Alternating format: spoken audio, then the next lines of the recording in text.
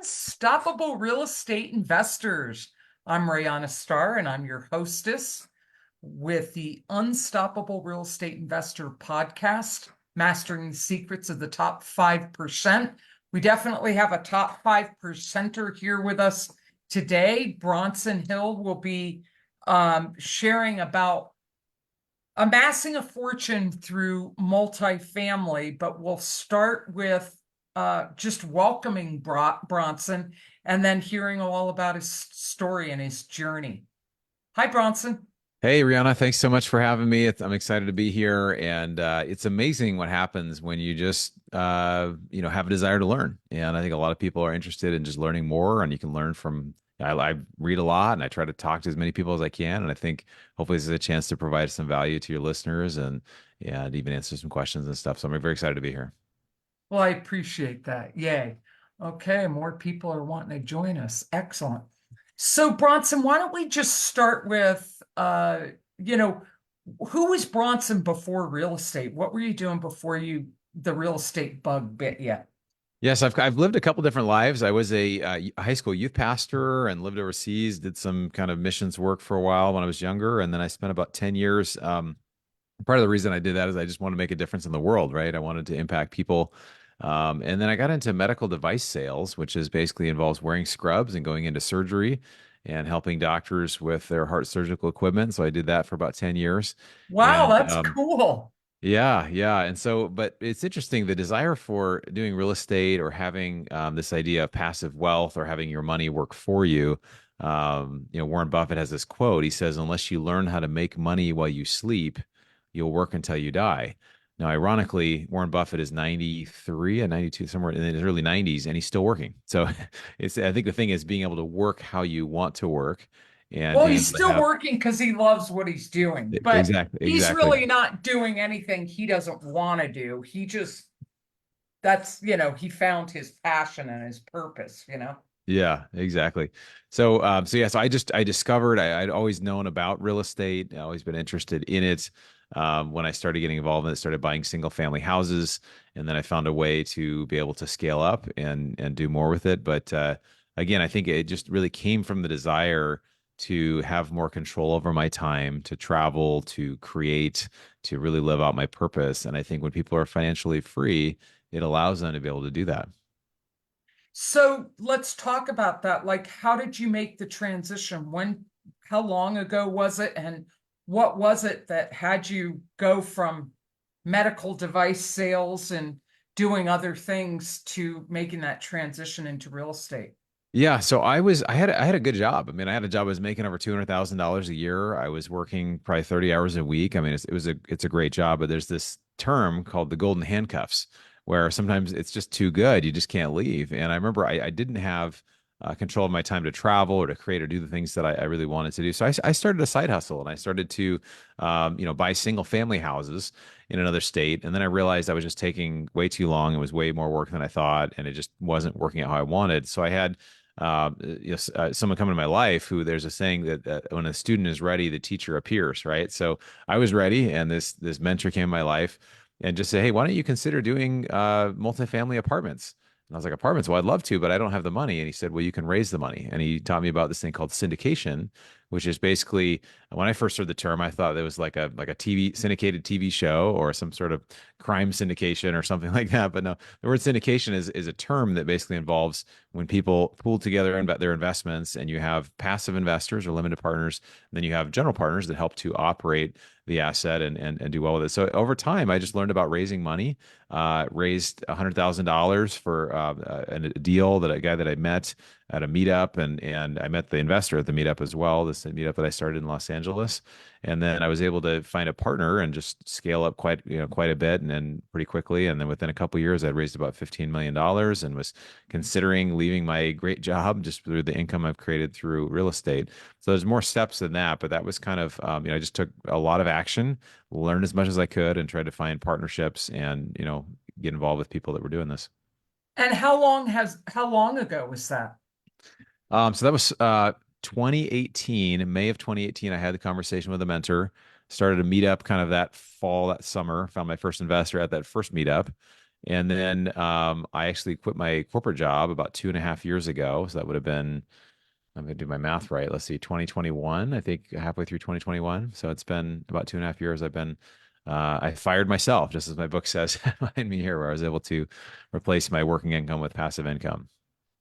And you are the GP of all these syndications. And talk a little bit about, because it's pretty impressive what you've done in a very short period of time. So break it down for us. Like, you were doing single families for how long? When did you Yeah. realize this is going too slow?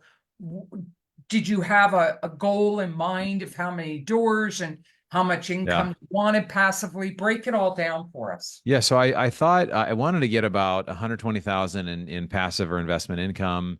I had four So houses, 10K a month. 10K a month. I thought that was enough. I could live comfortably on that. And then I realized I was buying these low cost houses as cheap as $15,000 in Cleveland, Ohio. And there's some rough parts of Cleveland. I wouldn't say these were like the roughest areas, but there were still areas that, houses need a lot of work. And so did the work and realized it wasn't cash flowing. I mean, on paper, it looked great. I mean, the rents were good. Everything kind of looked great, but, there'd be a tenant wouldn't pay, or there'd be some huge water bill, or there'd be some big issue that would come up as far as repairs on these older homes. And so it wasn't really penciling. So my goal was to get to 30 houses. I didn't have the money to get there, but I thought maybe I could find partners or find ways to do it. But I just realized like I was basically creating another job for myself. And I think this is a big difference between passive investing and I think most people in active investing, a lot of people don't understand that passive investing involves you do a little bit of work on the front end and then you just receive the mailbox money, right? That's the name of my podcast, is the Mailbox Money Show, right? Creating, how do you actually create? So if you do online stock trading, or if you have a rental home or three or four, it's not passive. If you can't 10x the strategy of what you're doing now. So if you have three homes, you couldn't quickly go to 30, assuming you have the resources to do it, then it's not passive, right? So I started to just really try to learn about more passive ways to do it. So how I scaled up, again, I went from doing this to say, okay, well, let me try to find another way. And that's when that the mentor appeared.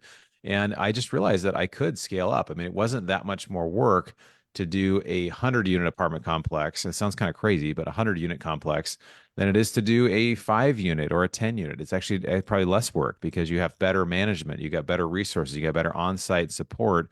And in single family, it was really just anybody who's a single family investor. It was really me. It was like me and my agent and my property manager. But I was getting all the calls. I was getting, hey, what do we do in this situation? The tenants, it was kind of a big headache.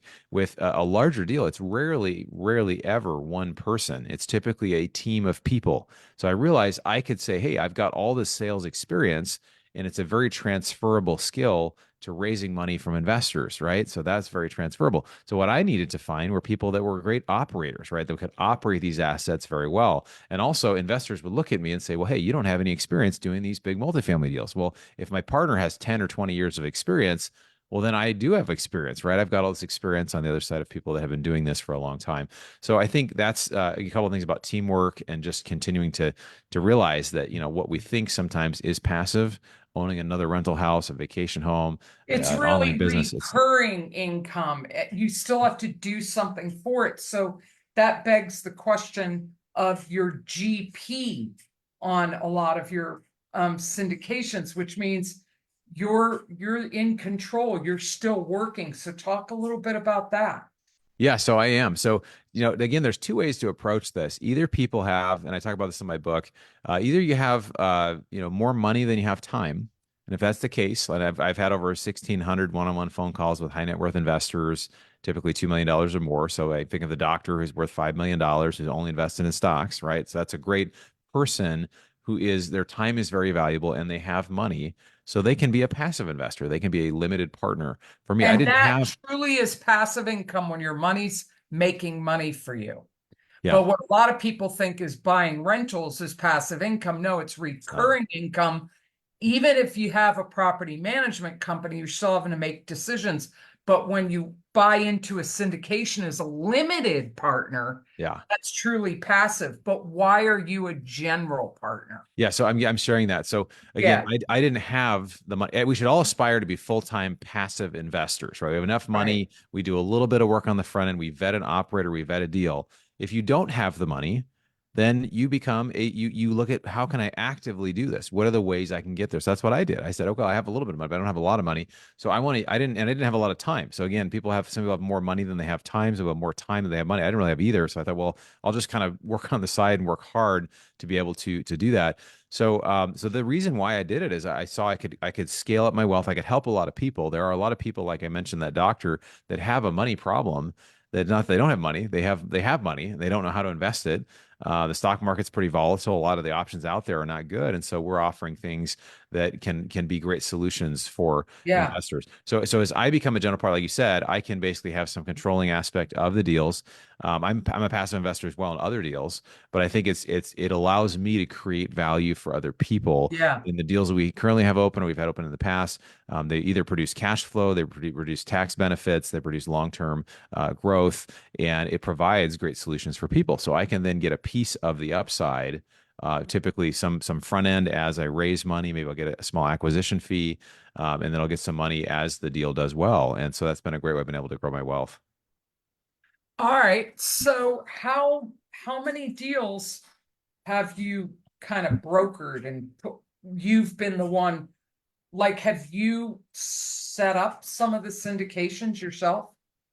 Yes and no. I mean, so again, I'm typically not an operating. I'm a part of operations, but I'm not the operating person. My desire is not to be an operator. My Right. desire is to be a passive investor and also to approach things as I look at opportunity. I get a lot of opportunities coming to me in all different fields. We're invested now. We've raised over $15 million for ATM machine investing, which is an incredible cash flow. I mean, jokingly, these things just spit out money, right? They just create money. But there's other things, oil and gas, and there's car washes and other things like that. So I don't operate any of those things. But I've found these opportunities I can bring to my investors that create those goals that they're looking for. So again, now there are things I have considered. Hey, I could start this, I could do this, but I'm always looking for a partner that's very experienced in that area. That someone that people can look at and say, hey, this person has substantial 10-year plus experience in this arena. They've shown a high amount of So success. you're the rainmaker guy. You're the one pulling the people together to do the deal. And then you get a piece of the action, but you're finding skilled people. Like you said, you surround yourself with people with more experience and you connect them to people with the money, and then you get to have a piece of the deal. Yeah, correct. Now, in the multifamily world, so we've done about 200 million in multifamily. I am involved in the asset management. I'm not the primary asset manager, but I'm involved, and I go look at every property. I look at competing properties. I do my own underwriting. I look at the whole deal as a whole. I'm a part of every process. We raise money, and raising capital is different than what's called investor relations, right? Raising capital is up until you get the deal closed. Investor relations is after the deal closes. You've got tax forms, you've got monthly or quarterly reporting, you've got distributions, you've got a million questions that people have. So that's all really important stuff, right? So there's different aspects that we do, but when it comes to an ATM fund, I'm not operating ATM funds. My partner is the fourth largest operator of ATM machines in the country, over 25,000 ATMs. They're a very large group, and so we just find partners that we can say, okay, with my skill set, and this is something I think one of the biggest things for somebody who wants to be a general partner and wants to grow is figure out what your skills are and what is needed and find other people that come around it. So I'm on the money raising side and I'm a capital person. There are people that are on the operations side. Typically how people get started there is they'll find deals. So they'll network with brokers, they'll go and they'll identify opportunities. And that's a great partnership, right? Because you need money and you need deals. You need both. So if you can find partners or maybe a lot of engineers or pilots or people that are maybe CPAs or business owners are great at being operators, right? Love it. And you are a little on the operations side. So tell us, because it sounds like you could do either bring the deal or bring the money. So tell me why you ended up on the capital side. Yeah, when I started, I didn't know. I just thought, I know I want to get into these deals. I'm not quite sure what to do. Yeah. I was trying to find deals for a while. I think analyzing deals is a valuable skill to be able to have. Yeah. And then I kind of fell into it because I realized, well, I don't know why it didn't strike me earlier that I've had, over 10, 12 years of sales experience. And raising capital is a sales role. Like it's basically where we create a lot of content. I don't actually. Somebody asked me one time, how many people do you call when you have a new deal? And how many investors? I was like, I don't really call any investors. Like I've set it up in such a way that we've put a lot of content in my book and free, web, YouTube and everything. And then people reach out when they're ready and then they get on our investor list and we have a deal. The deals fill up pretty quickly. So that's kind of how we do it. But I didn't expect it to kind of, I didn't expect that, hey, this is how it would go and it would be this way, but it's something that I kind of fell into over time, the money raising. And what has been the biggest challenge for you, Bronson, in your whole experience, your whole gigantic long experience of 5 years of being a real estate investor, and I mean pretty extraordinary results and growth trajectory in such a short period of time? What would you say has been your biggest challenge? Well, I think actually my story goes back further. I spent about 15 years. I bought my first house in 2000. It's actually more over 15 years, in 2006. Okay. And that was a rental. That was a house that I lived in that I ended up renting out.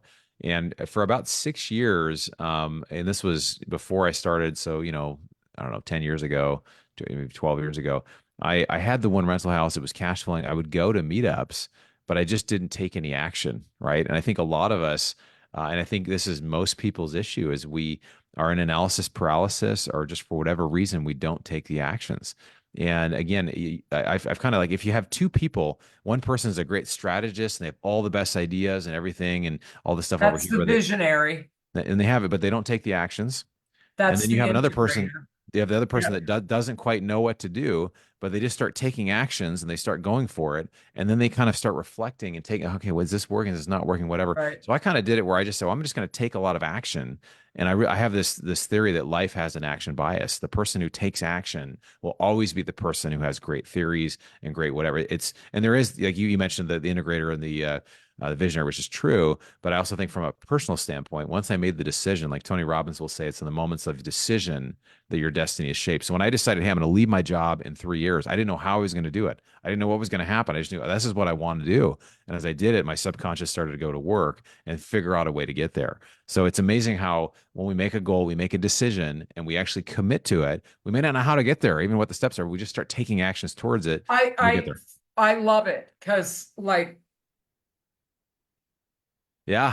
Take that's action. my Yeah. That's yeah. you. That's you, And Rihanna. Yeah. what I love I it. love about what you're saying is like a lot of people like it. I certified in neurolinguistic programming, and we talk about a lot of different presuppositions. One is, you can be at cause or effect, but also, there's you can future pace.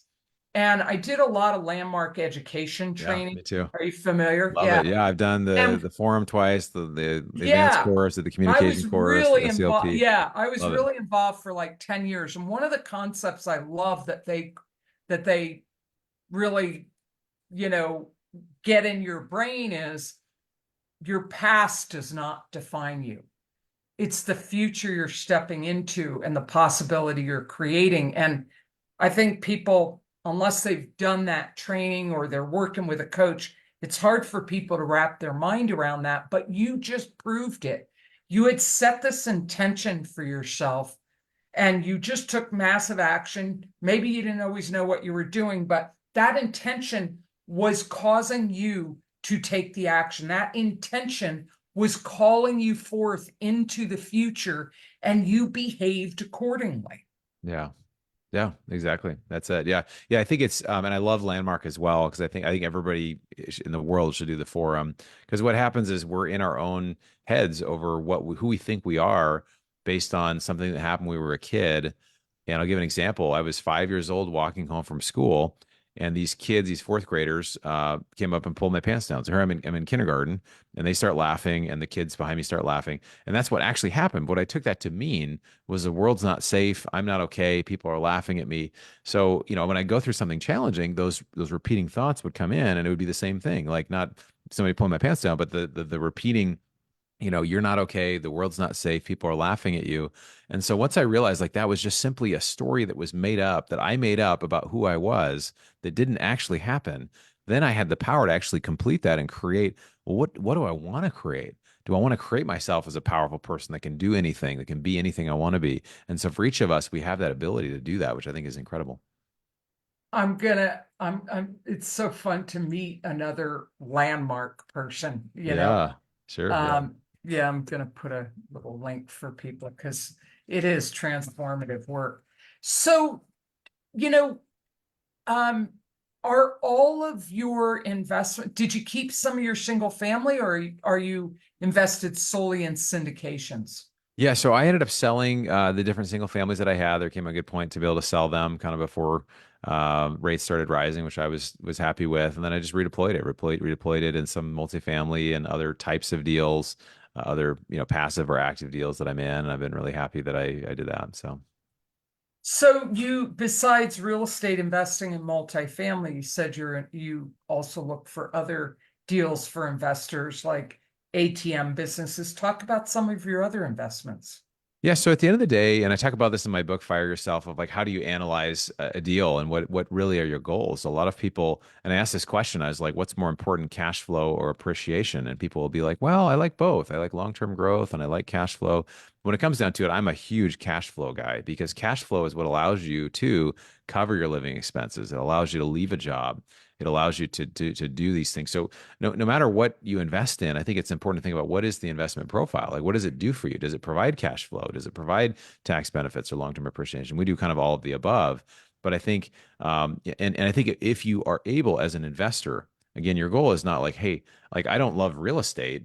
I love what real estate does for me, right? It provides financial freedom, it provides tax benefits, it does all these things. But there's a lot of other things out there right now that I've found that are even more attractive right now than real estate. Real estate, we do have some development stuff that we're working on. We've got some other things we're doing. We have a debt fund we're doing, which is an income fund having to do with being a lender, which is awesome. And then we just try to find unique opportunities that are available right now because at the time as an investor, it may not be, and just because an investment's popular doesn't mean it's a great time to invest, right? And so we've seen as rates have risen higher, a lot of multifamily has actually gotten, come down, 20, 30% in price nationally, at least for larger, people understand, well, why is that? Why has multifamily prices come down? Or have they come down because the interest rates, a lot of the debt is shorter term debt, usually 2-year type debt. And so versus single family, people are on 30 or sometimes 40-year mortgages, right? So it's just, we've actually seen prices appreciate because no one can sell, right? Nobody wants to sell because they got this ridiculously low rate. So we've just tried to find things that provide cash flow. We like businesses. We like, other things that provide cash flow for investors. And is that part of what you do is you go out looking for those kinds of deals? Yeah, I mean, mostly we don't like go in the neighborhood and say, hey, can I find in my city? I live in Pasadena, but we'll find partners that do similar types of things, or have investors that say, hey, I'm invested in this, or maybe you should talk to these guys, and I'll kind of And you make sure there's a track record and all track that. record, Yeah. reputation. I'll do background checks. I do the whole Credibility. process I Yeah. go through, and just kind of Right. getting to know groups. And if there's ever a moment where it's like, this just doesn't feel right, and sometimes you can't even find you can't quantify why that You is, just but have your to gut. trust your gut. You Yeah. do, you do. And it happened to me Yeah. recently. I had a partnership I was in, I was getting ready to get into, and I was like, something here just doesn't feel quite right. And I have reasons for it, but it also was like, the biggest thing is my gut's just saying no. So I said, yeah, we're not gonna do that one. Well, I posted a link to your Fire Yourself book on Amazon, but talk a little bit about that. And there's another one to your probably your left because everything's reversed in mirror on Zoom. But just want to invite you to kind of pitch your books and some of the things, the Fire Yourself, and then Yeah. B. Yeah. Yeah. BE is Bronson Equity. So that's my company. It's an Okay, investment that's company. not a So book, it's a um sign. yeah, Okay. it's a sign. Yeah. And it's also, kind of a BE, be yourself, be sure it's be kind so you can be kind. Um, Yep. but yeah, so fire Kind yourself. people. Yeah. Yeah, exactly. So Fire Yourself really is dedicated to that quote of, making money while you sleep, finding a way to generate cash flow without taking up more time. A lot of people I've talked with have money, have resources, are like, if I quit working, if I sell my job, or, if I sell my business, how do I keep getting cash flow, right? And the options out there's not a lot of good options. You have stocks and bonds, there's some volatility, maybe the rates are low. And again, I found it when you get out of Wall Street, and I can say this, I was a what's called a registered investment advisor or an RIA for several years. And so I would help people with their investments. Now I'm not registered. I still call myself an RIA, which is now a recovering investment advisor. So instead of a registered investment advisor, I'm recovering because I realized like I kind of was in the Wizard of Oz, seeing the man behind the curtain and saying, you know what, this isn't exactly serving people. This is really actually hurting people. And sometimes Wall Street, they'll find a way to get paid even if you lose half your money, right? So I think there's a misalignment of interest there. So I think most investors are far better off.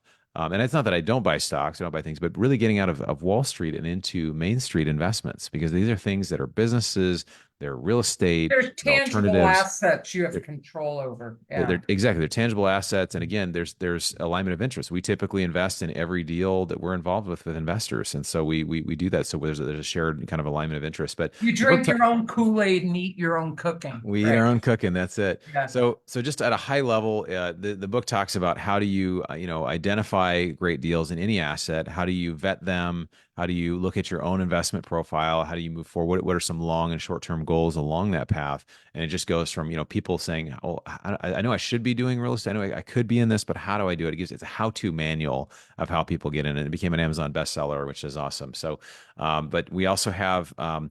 My website. We have the first couple chapters for free at bronsonequity.com. You can also get the book on Amazon. And yeah, so there's just different things. And then we have if people want to hear about our deals, you can go to bronsonequity.com and click the join button. And then we can start a relationship with you and start sharing some of these deals with you as well. All right, bronsonequity.com. I'm going to drop that in the notes. All right. Shameless plugs I love it. encouraged. Thank you. All right. Thanks, John. So anything else that we haven't covered that you'd like to talk about or bring up, mindset wise, strategy wise, experience wise, before we wrap up with the rooftop question? Yeah, I think I'm a big mindset guy. So I talked about it a little bit. There's a lot, we talked about Landmark. That's a great organization for those that want to go And into learn to form. NLP. NLP, all that stuff. I do affirmations every morning. So again, personal note about myself. I went through a divorce about 7 years ago, and I came through that feeling just, no confidence and just really doubting myself. And so I created affirmations around those things that I needed. I wanted to create, and it took a while. Within 6 months or a year, though, I started to really feel those things coming from the inside of like, okay, this is the person that I am. This is the person, that I feel that confidence and that peace and that boldness just coming out of me because I could created it. So I think for anyone, any of the mindset stuff is super powerful. I mean, we could probably do a whole show or multiple shows just on mindset, but no matter where you're at, I think I would just be encouraged that you can get where you want to go if you're willing to put in the time, you're willing to learn. And there's really two things. Well, actually, I'll wait for the rooftop question because that's what I want to share for the rooftop Yeah, question. well, we're on the same page there because I would say I'm more of a mindset coach than anything else. I'm not a real estate investment coach. I coach real estate investors, but it's more on scaling, developing processes and systems and a team to automate the business so they can scale and make the business more passive. But what I find is where the breakthroughs are, it's mindsets at the foundation of everything. People aren't going to get too far if they don't believe, or they're not going to take action if there's a fear or limiting belief interfering or stopping them. And so mindset is really at the foundation of everything. And that's what March is going to be all about, is mindset. Yeah. And so I am completely in alignment with you on that. It's like helping people overcome that limiting belief or the fear, or usually when you track something down as to why someone's not taking action, if you dig into it enough, I've noticed this in myself even. It comes down to one little thing you're not sure about how to do that Yeah. stops everything else. And once you've identified what that is, whether it's a fear or a limiting belief or I don't know how to do something, then you can address it and the floodgates open. Yeah. Yeah, exactly. Yeah, it's I think we have things we get stuck on, and I think people can be really helpful with that. I mean, this is a little bit of a side note, but I went to a workshop recently about AI, And it was basically saying, like, write down the things in your life that are most important to you, right? Your family, your impact, your legacy, your health, all these things. And like, what are the biggest challenges in those areas? And they said, well, what if you had someone with 155 IQ who could help you with this, right? Which if you test ChatGPT in an IQ test, it comes back with a 1 in 10,000 IQ, which is 155. So I'm spending 30 minutes a day to just kind of putting things in and brainstorming on these issues of things I that I can use grow it with. too for that, and then I'm architecting it because you can just coach Chat GPT on Yeah. do it in a casual, friendly tone in second person. And Yeah. you can really coach it. And then I go back and edit and add to and fluff it up. But yeah, I was talking to a friend. I just got back from a long weekend vacation because I always go somewhere for my birthday. My birthday was on Sunday, and Happy I birthday. used to live down in Baja, and I was visiting all my pals down there. And a good friend of mine, she's just always like anti-technology. She's this phenomenal interior designer. And I had to just bite my tongue and just listen to her because she just thinks AI is like the worst thing and that it's taking over, and even cell phones and internet, it's screwed everything up. And I'm like, well, it's done a lot of good too. And she's Yeah. like, yeah, but it's done more bad than good. And I thought, okay, well, it's like, you know, a woman or man convinced against their will is of the same opinion still. So it's like, It's I true. don't need to be right. Okay, she feels passionately about this. I don't need to get into it with her.